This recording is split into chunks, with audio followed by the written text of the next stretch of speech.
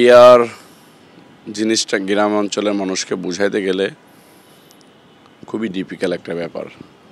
আপনারা দেখছেন যে ইভিএম কিন্তু গ্রামের মানুষ বুঝে নাই, যে কারণে ইভিএমকে বাংলাদেশের মানুষ অ্যাকসেপ্টও করে নাই। পিয়ারকেও কিছু সচেতন মানুষ বুঝলেও আমাদের দেশের মেজরিটি পার্সেন্ট, আমাদের দেশে যদি 18 কোটি মানুষ থাকে, তার অলমোস্ট বলতে পারেন যে আপনার 12 কোটি মানুষই গ্রামে বসবাস করে। তো এই 12 কোটি মানুষের মতামতকে উপেক্ষা করে আপনি পিয়ার পদ্ধতি যদি চালু করতে চান, তাহলে এটা লং টাইম, মনে করেন 4-5 বছর ধরে গ্রামে গ্রামে ট্রেনিং করাইতে হবে মানুষকে, তারপরে পিয়ার বোঝাইতে হবে, তারপরে পিয়ার পদ্ধতি চালু করার চিন্তাধারা থাকতে পারে। তো বাংলাদেশের মানুষ চায় ব্যালটে আপনার ভোট দিতে, এটা তারা স্বাচ্ছন্দ্য বোধ করে।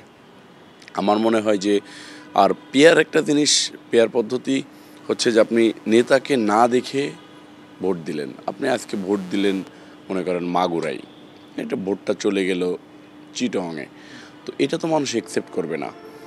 আর বাংলাদেশের মানুষ মেজরিটি পার্সেন্ট মানুষ মুসলমানদের কথায় আছে যে আপনি নেতা দেখে নির্বাচন করুন।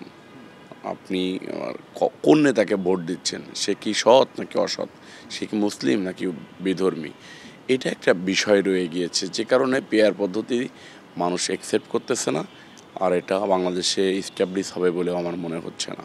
দেখেন, কে চেলো না সেটা মুখ্য বিষয় না। মুখ্য বিষয় হচ্ছে যে বাংলাদেশের জনগণ কী চায়। বাংলাদেশের জনগণের উপরে ভর করেই কিন্তু স্বৈরাচার হাসিনার পতন হয়েছে। তো বাংলাদেশের জনগণ যেটা চাবে সেটাই হবে। আমরা যে কোনো দু একটা দল পিয়ার পদ্ধতি চাইতেই পারে, কিন্তু সেটা যে মেজরিটি পার্সেন্ট দল চাচ্ছে এরকমেরও না, বড় বড় দলও যে চাচ্ছে এরকমেরও না।